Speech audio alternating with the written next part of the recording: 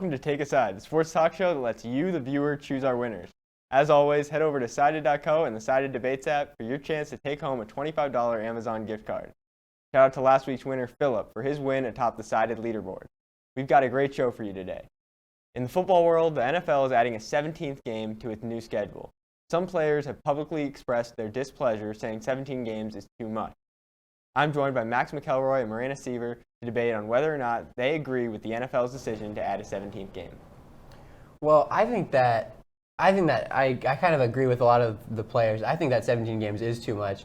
And the reason for it is just because a lot of the players who have basically already made second contracts are the ones saying they're not for it. And the extra recovery that you have to go through during the offseason, already you're going to get less of that. And because that extra game is so taxing on the body, obviously.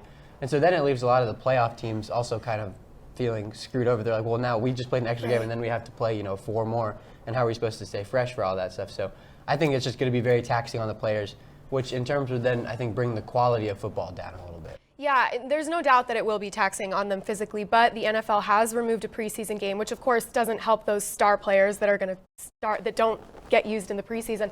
But also you have to remember the players union voted for this, not by a wide margin, but they did. And so I get that it'll be taxing on the body, but you also have to think that at the team level, there will be accommodation of that. There will be changes to the workouts and the schedules, and so that they're not so that they're dispersing their energy, I guess, if you will, across that full spectrum. And also there are some conditions that I think certainly have to be met in order for me to say that this is a good idea. Of course, as a fan, I love an extra game of football. It's another week that you get to sit and watch football, and of course it makes the playoff hunt more interesting. And of course there's that 17th game that you see on the screen where we get a Kansas City Green Bay matchup, which is really exciting. And certainly they'll expand the salary cap so that players can get compensated for that additional game.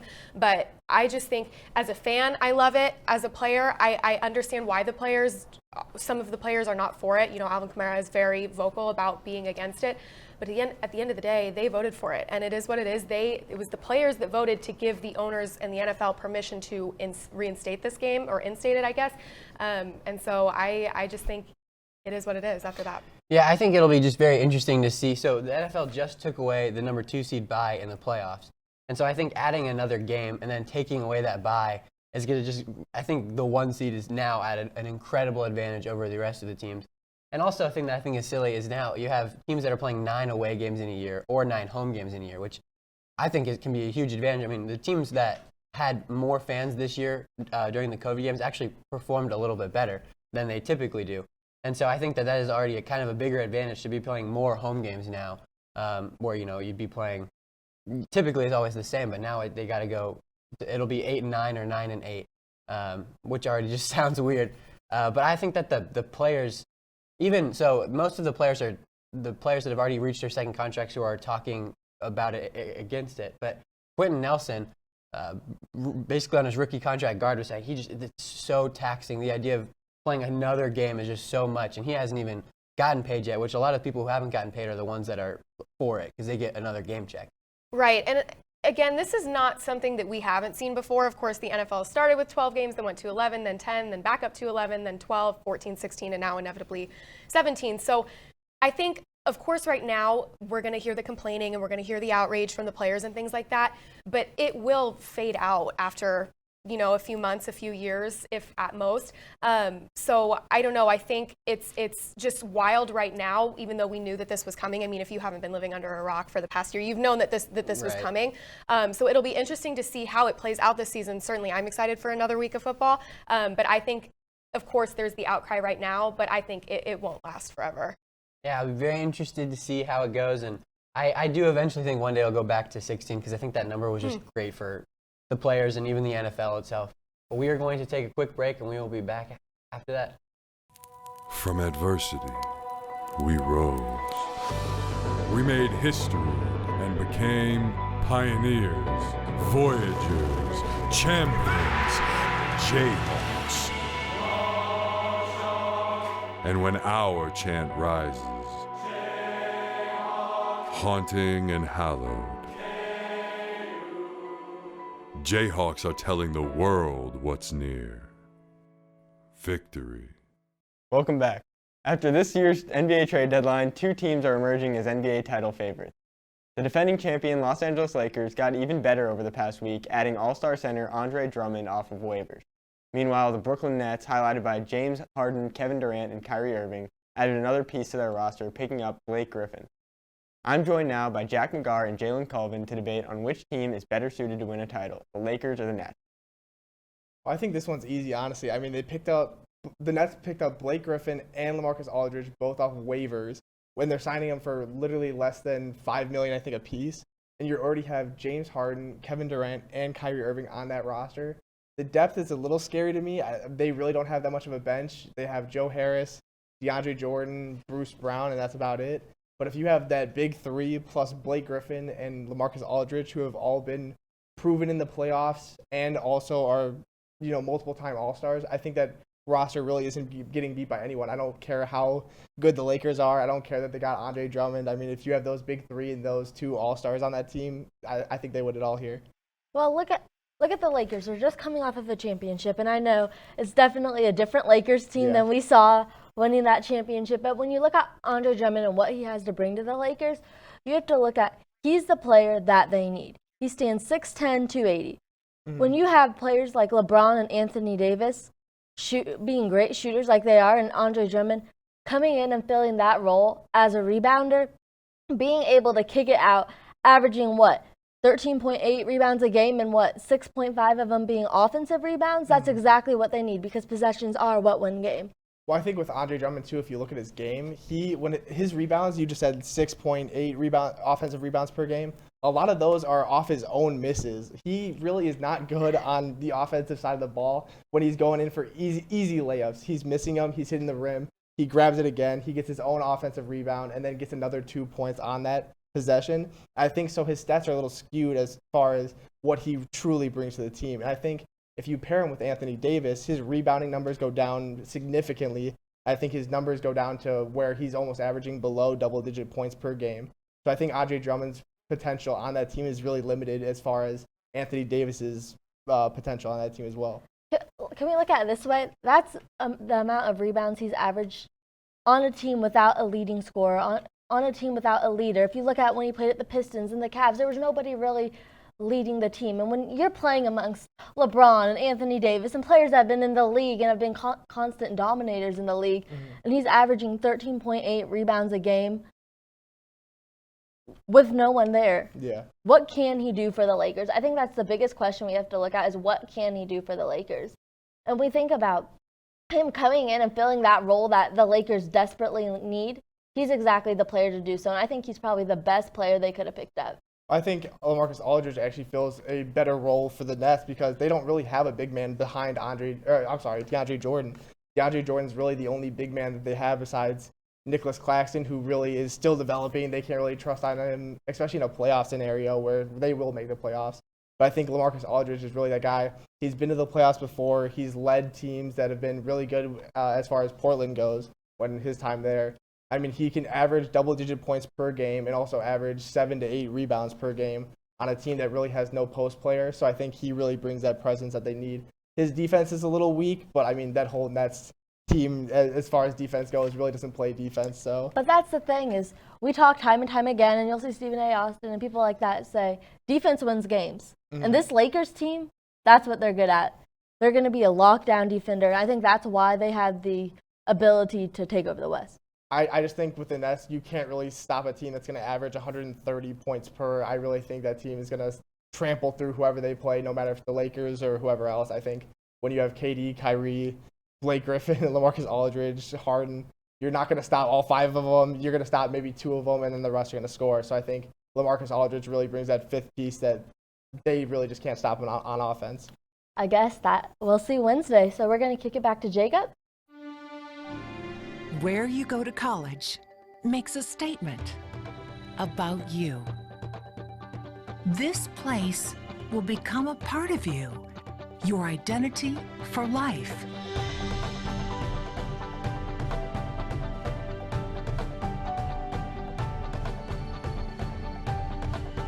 The University of Kansas, a great place to be you.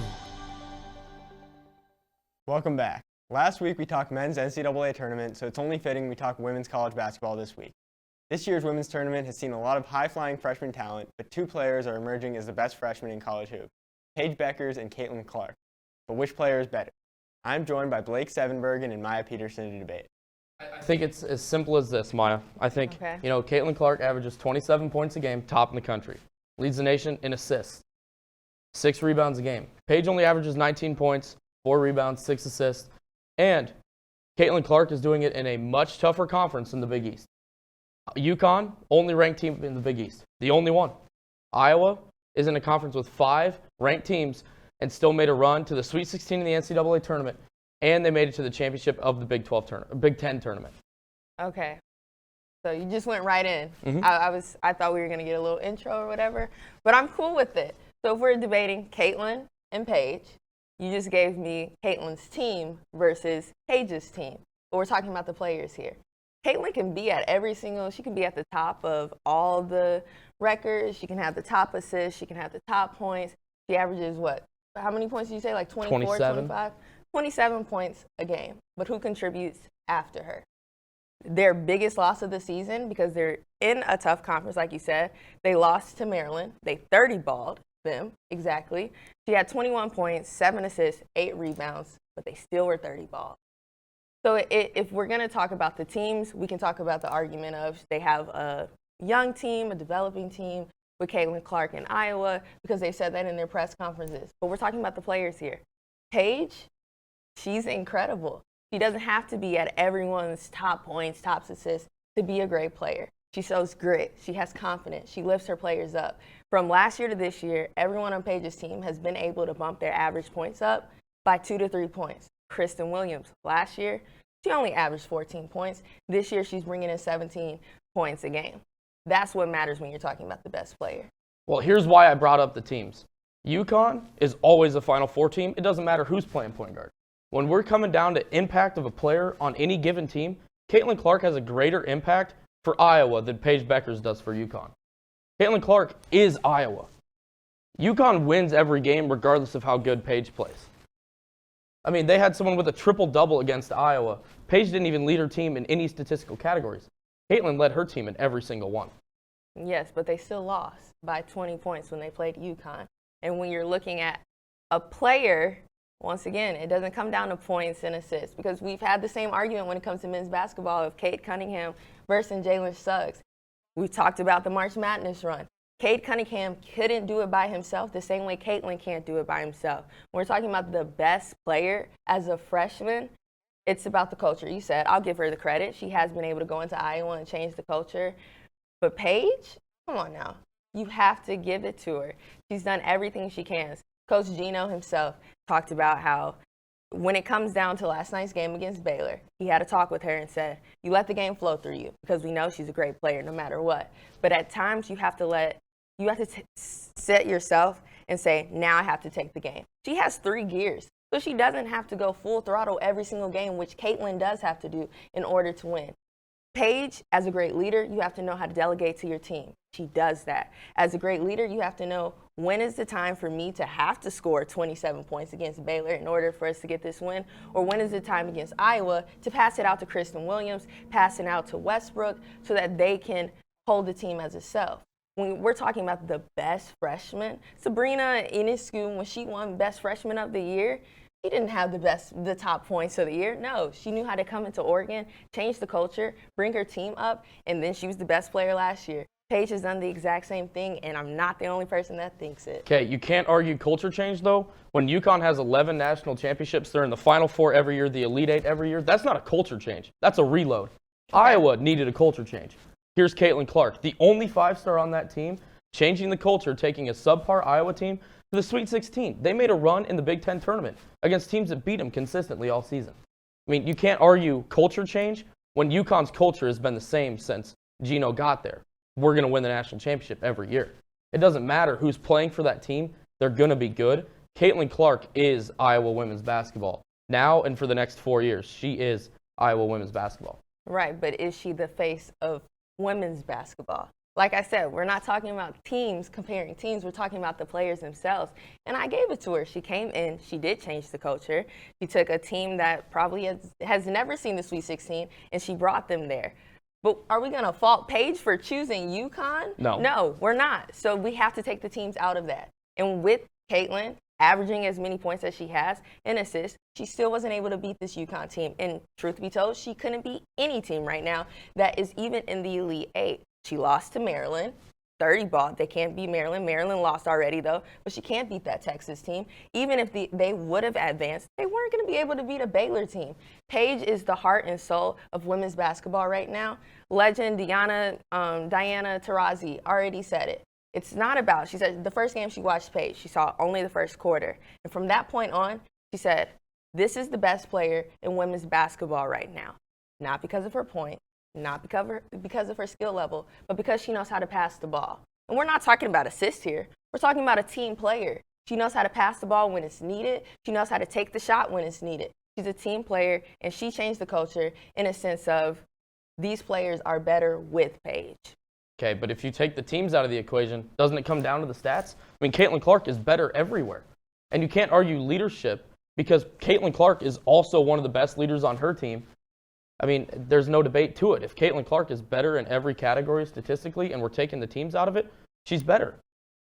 No, I disagree with you completely because she's the only person on her team that can do what she's doing. She doesn't have competition within her team, whereas Paige does.